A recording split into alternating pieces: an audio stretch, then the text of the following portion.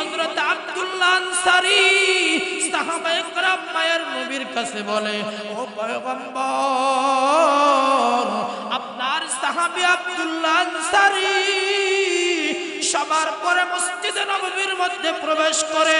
ও পয়গম্বর, আবার আপনার সাহাবী আব্দুল্লাহ আনসারী সবার আগেই মসজিদ থেকে বের হয়ে যায়। মায়ার নবী আমার সাহাবায়ে কেরামদেরকে বলে, রে সাহাবী আব্দুল্লাহ আনসারীর একটা খবর নেওয়া দরকার। কেন আব্দুল্লাহ আনসারী সবার পরে মসজিদে প্রবেশ করে, আবার সবার আগে কেন মসজিদ থেকে বের হয়ে যায়? মায়ার নবী আমার কয়েকজন সাহাবীদেরকে নিয়ে আব্দুল্লাহ আনসারীর বাড়ির সামনে উপস্থিত। আব্দুল্লাহ আনসারীর দরজায় যাইয়া মায়ার নবী আমার সালাম দেয়, আব্দুল্লাহ আনসারী তুমি কি ঘরে আছো? একবার ডাক দিলে কোনো আওয়াজ আসে না। মায়ার নবী আমার একটু অপেক্ষা করলেন, এরপর আবার আরেকটা ডাক দিলেন, এরপর আব্দুল্লাহ আনসারীর ঘর থেকে কোনো রকম কোনো আওয়াজ আসে না। একটু অপেক্ষা করলেন, কিছু সময় অপেক্ষা করার পর তৃতীয়বার যখন মায়ার নবী আমার আব্দুল্লাহ আনসারীকে সালাম দিলেন, সালাম দেওয়ার পর আব্দুল্লাহ আনসারীকে সালাম দিলেন, তৃতীয়বার যখন ডাক দিলেন, ঘর থেকে যখন কোন রকম কোন আওয়াজ নাই, মায়ার নবী আমার সাহাবায়ে কেরামদেরকে বলে, ও আবু বকর, ওমর, উসমান, মনে হয় আব্দুল্লাহ আনসারী ঘরে নাই। যদি আমি নবী আব্দুল্লাহ আনসারীর ঘরে এসে দাঁড়াইছি, একবার নয়, দুইবার নয়, তিনবার ডাক দিলাম, ও আবু বকর, আমার মনে হয় আব্দুল্লাহ আনসারী যদি ঘরে থাকতো, আমার কণ্ঠে শোনার পর আব্দুল্লাহ আনসারী আর ঘরে থাকতে পারতো না, ঘরে থাকতে পারতো না।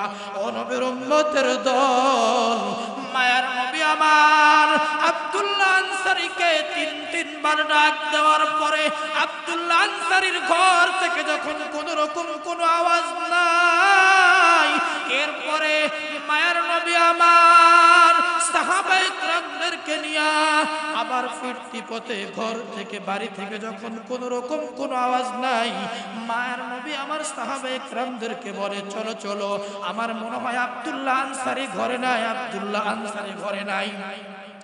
ও নবীর উম্মতের দল, ও যুবক ভাই, ও পর্দার আড়ালের মা, আমরা কপাল পোড়া মুসলমান, আমরা শুধু নামে মুসলমান রে মুসলমান। একটু দিলের কানটা লাগায় শুনবেন, আমরা মালিকের ইবাদত ঠিকমতো করতে পারলাম না, অথচ যেই মালিক আল্লাহ পাক রব্বুল আলামিন দুনিয়াতে আমাদের চলার জন্য যা কিছু প্রয়োজন, সব কিছু যেই মালিক আল্লাহ পাক রব্বুল আলামিন আমাদেরকে দান করলেন। ও মুসলমান ইমানদার, আমাদের দুনিয়ায় চলতে যেন কোনো রকম কোনো কষ্ট না হয় রে মুসলমান। এই জন্য আল্লাহ পাক রব্বুল আলামিন আমাদের যা প্রয়োজন সব কিছু আল্লাহ তাআলা দান করলেন।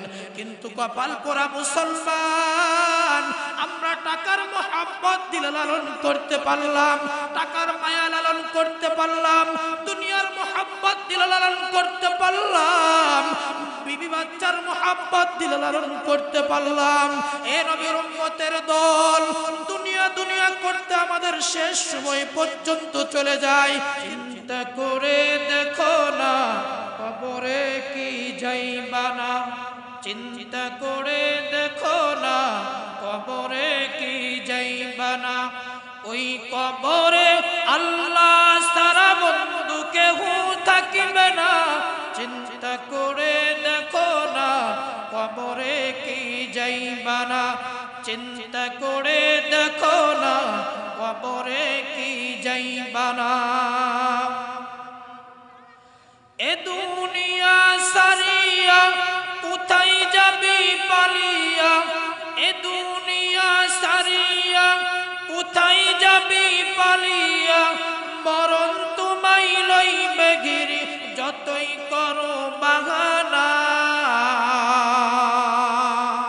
মরণ তোমায় লইবে ঘিরে যতই করো বাহানা। চিন্তা করে দেখো না কবরে কি যাইবা না ওই কবরে আল্লাহ সারা বন্ধু কেউ থাকিবে না চিন্তা করে দেখো না কবরে কি যাইবা না চিন্তা করে দেখো না কবরে কি যাইবা না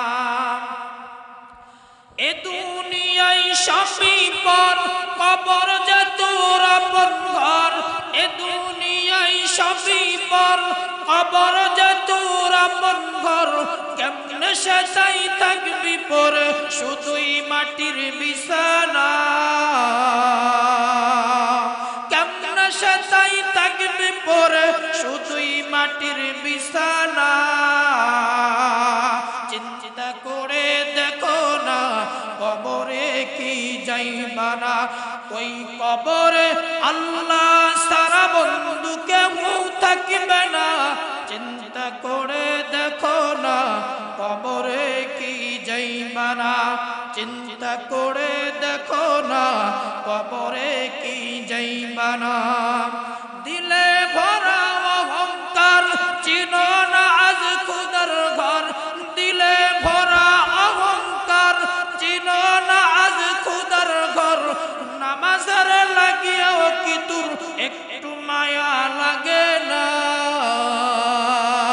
নামাজের লাগিয়াও কি তোর একটু মায়া লাগে না চিন্তা করে দেখো না কবরে কি যাইবা না ওই কবরে আল্লাহ সারা বন্ধু কেউ থাকিবে না চিন্তা করে দেখো না কবরে কি যাইবা না চিন্তা করে দেখো না কবরে কি যাইবা না একটু আওয়াজ করে বলুন তো আল্লাহু আকবার মুসলমান ইমানদারেরা আল্লাহ পাক রব্বুল আলামিন আমাকে আপনাকে অনর্থক দুনিয়ায় পাঠাই নাই রে মুসলমান আল্লাহ পাক রব্বুল আলামিন কুরআনুল কারীমের মধ্যে ঘোষণা করেন কুল ইন কুনতুম তুহিব্বুনাল্লাহ আল্লাহ পাক রব্বুল আলামিন ও নবীর উম্মতের দল ও যুবক ভাই ও পদ্মার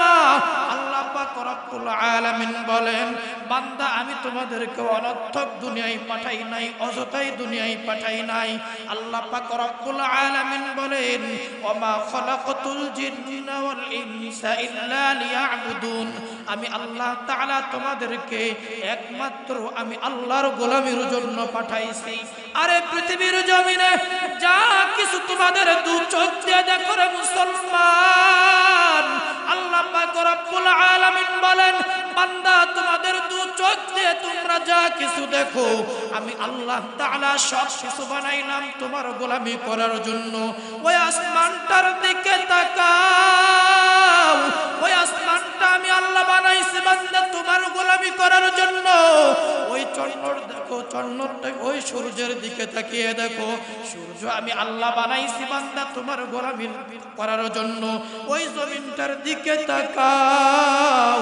ওই জমিনটা আমি বানাইছি বান্দা তোমার গোলামি করার জন্য তোমরা এই জমিনের উপরে দু চোখ দিয়ে যা কিছু দেখো আমি আল্লাহ সব কিছু বানাইলাম বান্দা তোমার গোলামি করার জন্য কি হলো রে মুসলমান আজ সম্পদের মোহে পড়ে দুনিয়া দুনিয়া করতে মুসলমান রবের গোলামি থেকে দূরে সরে যাওয়ার কারণে আজ মুসলমান ইমানদার সামাজিক জীবন থেকে শুরু করে রাষ্ট্র জীবন পর্যন্ত আজ আমাদের বড় অশান্তি বড় অশান্তি বড় অশান্তি আজ মালিকের গোলামি করতে ভালো লাগে না আল্লাহর ইবাদত করতে ভালো লাগে না নবীর মহব্বত অন্তরে লাগাইতে পারলাম না ও মুসলমান ইমানদার সাহাবায়ে কেরাম আল্লাহ পাক রব্বুল আলামিনের গোলামি কেমন করে করত ও নবীর উম্মতের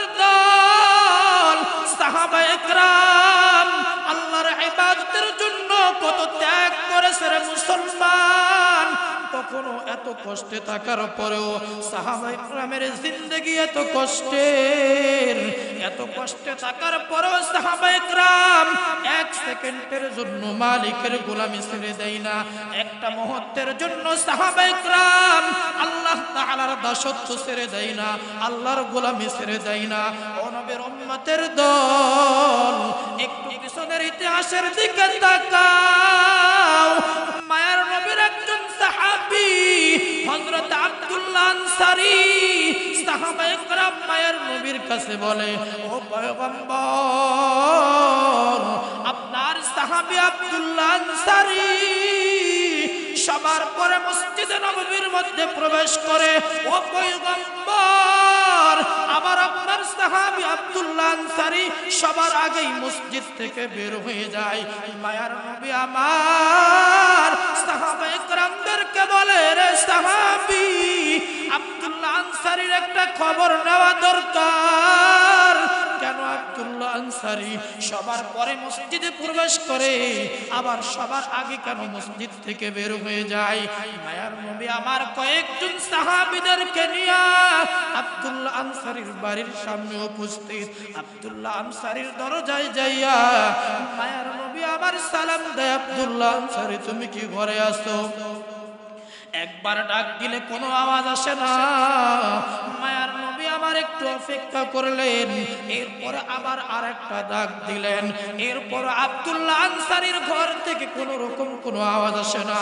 একটু অপেক্ষা করলেন, কিছু সময় অপেক্ষা করার পর তৃতীয়বার যখন মায়ার নবী আমার আব্দুল্লাহ আনসারীকে সালাম দিলেন, সালাম দেওয়ার পর আব্দুল্লাহ আনসারীকে সালাম দিলেন, তৃতীয়বার যখন ডাক দিলেন, ঘর থেকে যখন কোন রকম কোন আওয়াজ নাই, মায়ার নবী আমার সাহাবায়ে কেরামদেরকে বলে, ও আবু বকর, ওমর, উসমান, মনে হয় আব্দুল্লাহ আনসারী ঘরে নাই। যদি আমি নবী আব্দুল্লাহ আনসারীর ঘরে এসে দাঁড়াইছি, একবার নয়, দুইবার নয়, তিনবার ডাক দিলাম, ও আবু বকর, আমার মনে হয় আব্দুল্লাহ আনসারী যদি ঘরে থাকতো, আমার কণ্ঠে শোনার পর আব্দুল্লাহ আনসারী আর ঘরে থাকতে পারতো না, ঘরে থাকতে পারতো না। ও নবীর উম্মতের দল, মায়ার নবী আমার আব্দুল্লাহ আনসারীকে তিনবার ডাক দেওয়ার পরে আব্দুল্লাহ আনসারীর ঘর থেকে যখন কোন রকম কোনো আওয়াজ নাই, এরপরে মায়ার নবী আমার সাহাবায়ে কেরামদেরকে নিয়ে আবার ফিরতি পথে ঘর থেকে বাড়ি থেকে যখন কোন রকম কোনো আওয়াজ নাই, মায়ার নবী আমার সাহাবায়ে কেরামদেরকে বলে, চলো চলো, আমার মনে হয় আব্দুল্লাহ আনসারী ঘরে নাই, আব্দুল্লাহ আনসারী ঘরে নাই। ও নবীর উম্মতের দল, ও যুবক ভাই, ও পর্দার আড়ালের মা, আমরা কপাল পোড়া মুসলমান, আমরা শুধু নামে মুসলমান রে মুসলমান।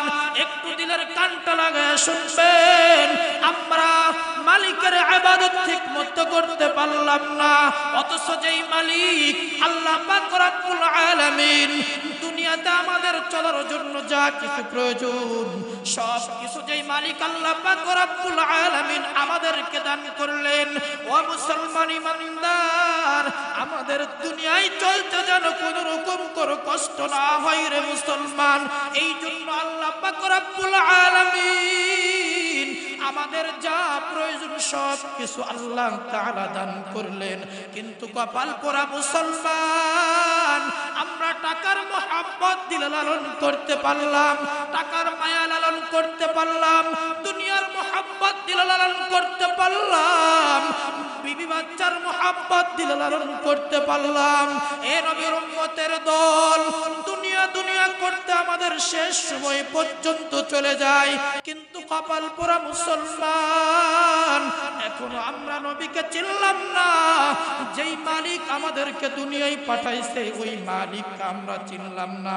মুসলমান ইমানদার, আব্দুল্লাহ আনসারীর ঘর থেকে মায়ের নবী আমার বাড়ির দিকে রওনা হয়।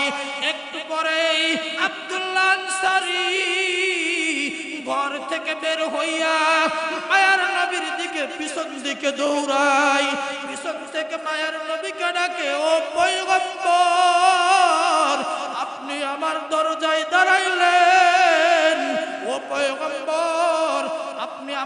আমার দরজায় দাঁড়াইয়া একবার নয় দুইবার নয় তিনবার ডাক দিয়েছেন পয়গম্বর।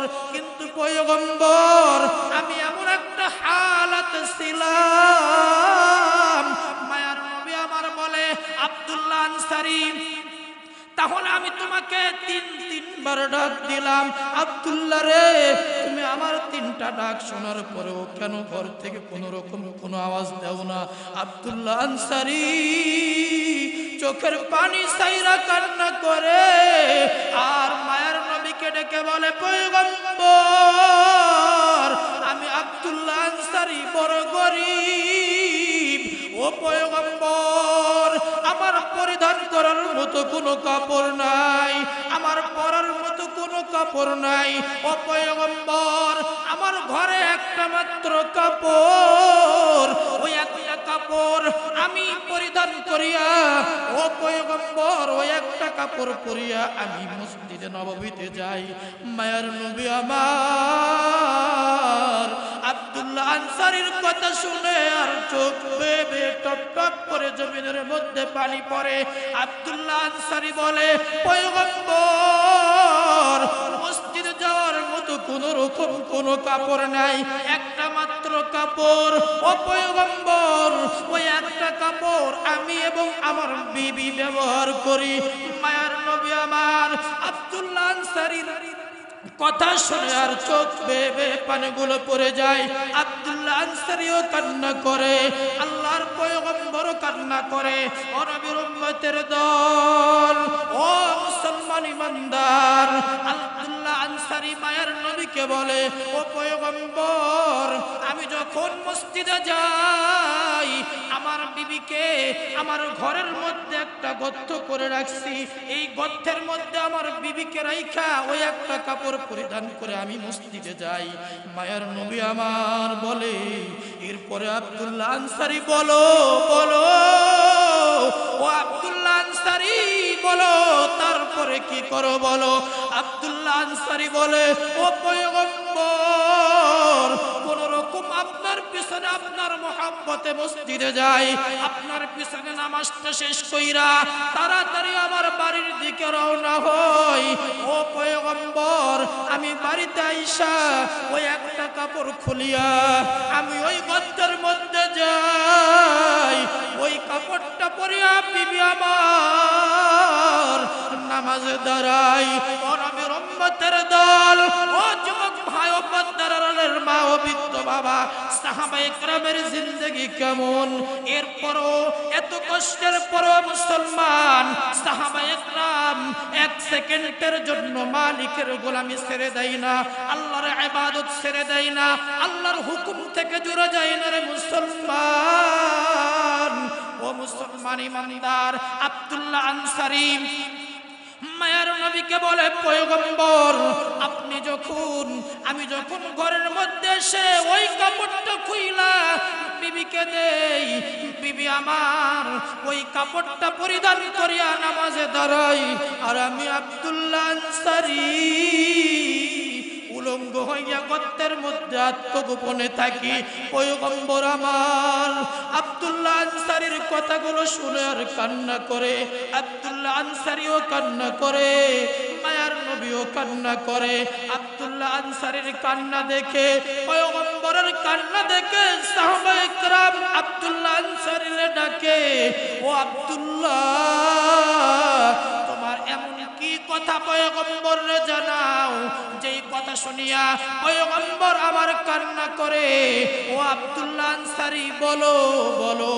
মায়ার নবী আমার সাহাবায়ে কেরামদেরকে ডাকে, রে সাহাবী আব্দুল্লাহ আনসারীর জিন্দেগির দিকে তাকাও। আব্দুল্লাহ আনসারী আল্লাহর ইবাদত করার জন্য যেই ত্যাগ যেই কুরবানিগুলো করেছে, ও মুসলমান ইমানদার সাহাবায়ে কেরামদেরকে মায়ার নবী আমার ডাকে, ও আবু বকর ও উসমান আলী একটু তাকাও, আব্দুল্লাহ আনসারীর জিন্দেগির দিকে তাকাও। আব্দুল্লাহ আনসারী এতটাই গরীব, এরপরও আল্লাহর গোলামি গোলামি ছেড়ে দেয় না, এরপর আল্লাহর হুকুম বন্ধ করে না। কিন্তু কপাল পোড়া মুসলমান, আজ তুমি কি করবে মুসলমান? দুনিয়া দুনিয়া দুনিয়া করতে জীবনটা শেষ, কখন জানি ওই কঠিন কবরের ডাক, ওই কবরের যদি ডাক এসে যায় রে ভাই, আজরাইল আলাইহিস সালাম কখন জানি কবরের পাশে এসে দাঁড়ায়। ও মুসলমান, নামাজের একটু মোহাব্বত দিলের মধ্যে লাগাও রে ভাই। ওই কঠিন কিয়ামতের ময়দান, এত বড় কঠিন ময়দান, যেই ময়দানে সন্তান মাকে চিনবে না, মা সন্তানকে চিনবে না, যেই ময়দানে ভাই তার আপন ভাইকে চিনবে না, বাবা তার সন্তানকে চিনবে না, এত বড় কঠিন ময়দান। এই ময়দানে আল্লাহ পাক রব্বুল আলামিন পয়গম্বর আমার হাদিসের মধ্যে বর্ণনা করেন, ওই কিয়ামতের ময়দান আল্লাহ পাক রব্বুল আলামিন সর্বপ্রথম বান্দার নামাজের হিসাব নিবে। এ যুবক ভাই, আজ তোমার 20 বছর, 18 বছর, 20 বছর, 22 বছর, 25 বছর, 30 বছর, 40 বছর হয়ে যায়, এখনো নামাজের মোহাব্বত দিলে লাগাইতে পারলো না, এখনো আল্লাহর মোহাব্বত দিলে লাগাইতে পারলো না। এ যুবক, এ মুসলমান ইমানদার, যদি ওই মালিকের ডাক এসে যায়, কখন জানি ওই মালিকের ডাক এসে যায় রে ভাই। কারণ কিয়ামতের ময়দানে নবী আমার হাদিসের মধ্যে বর্ণনা করেন, সর্বপ্রথম নামাজের হিসাব নেওয়া হবে। আর এত বড় কঠিন ময়দান, যেই ময়দানে আল্লাহর কাহারিয়াতের রূপ ধারণ করবে, আল্লাহ এত কঠিন রাগান্বিত হয়ে থাকবে, আল্লাহ পাকের রাগান্বিত অবস্থায় দেখে নবী রাসূল, সাহাবায়ে কেরাম, আল্লাহর নবী পয়গম্বর পর্যন্ত ভয়ে থরথর করে কাঁপতে থাকবে।